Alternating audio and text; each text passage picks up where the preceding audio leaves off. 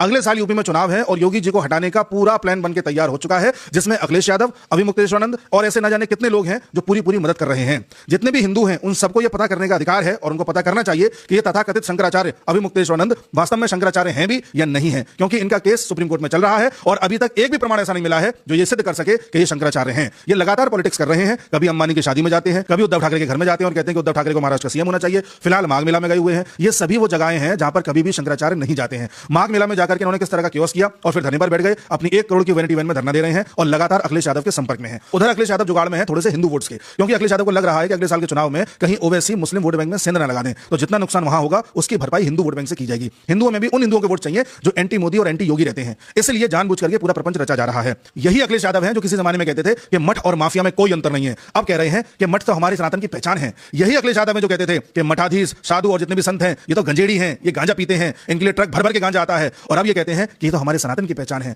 यही अखिलेश यादव हैं जो कह रहे थे कि कुंभ में नहाने से कोढ़ होता है और अब तथाकथित शंकराचार्य माघ मेला में गए हुए हैं तो उसका समर्थन कर रहे हैं। यही अखिलेश यादव के पिताजी मुलायम सिंह यादव थे जिन्होंने अयोध्या में हिंदुओं पर गोली चलवाई थी, लेकिन अब इनको लग रहा है कि सनातन ही इनकी पहचान है। यही अखिलेश यादव हैं जिनकी पुलिस ने बनारस में अभी मुक्तेश्वरानंद पर लाठी चलाई थी, हाथ पैर तोड़ दिए थे और उनके साथ जितने भी बच्चे थे, समर्थक थे, उन पर भी लाठी चार्ज किया था। लेकिन अब अखिलेश यादव इन तथाकथित शंकराचार्य के साथ खड़े हुए हैं। और यही अभी मुक्तेश्वरानंद से जब पूछा गया कि आप पर तो अखिलेश यादव की पुलिस ने लाठी चार्ज किया था, तो कहते हैं बाद में उन्होंने माफी मांग ली थी। यानी कि टोटल पॉलिटिक्स चल रही है, शंकराचार्य की पदवी का फायदा उठाया जा रहा है। उधर अखिलेश यादव जिनको पहले सनातन में कमियां दिखाई देती थी, अब सनातन की बड़ाई कर रहे हैं। अखिलेश यादव तो वही है जब सदन में वंदे मातरम गान हो रहा था तो आजम खान के साथ मिलकर के वॉकआउट कर चुके थे और किसी भी हाल में वंदे मातरम गाने को तैयार नहीं थे, और अब प्रेस कॉन्फ्रेंस में कह रहे हैं कि बिना वंदे मातरम सुने हम यहां से जाएंगे नहीं। देख लीजिए किस तरह से हिंदू वोटर्स का मजाक बनाया जाता है। मैं फिर से रिपीट कर रहा हूं कि जितने भी हिंदू वोटर्स इस भ्रम में हैं कि अभी मुक्तेश्वरानंद शंकराचार्य हैं, वो जाकर के डॉक्यूमेंट्स देख लें, सुप्रीम कोर्ट में जो केस चल रहा है उसके सारे डॉक्यूमेंट पढ़ लें, गूगल पर चेक कर लें, सारी चीजें क्लियर हो जाएंगी किस तरह से योगी जी को हटाने के लिए पूरी प्लानिंग तैयार की जा रही है।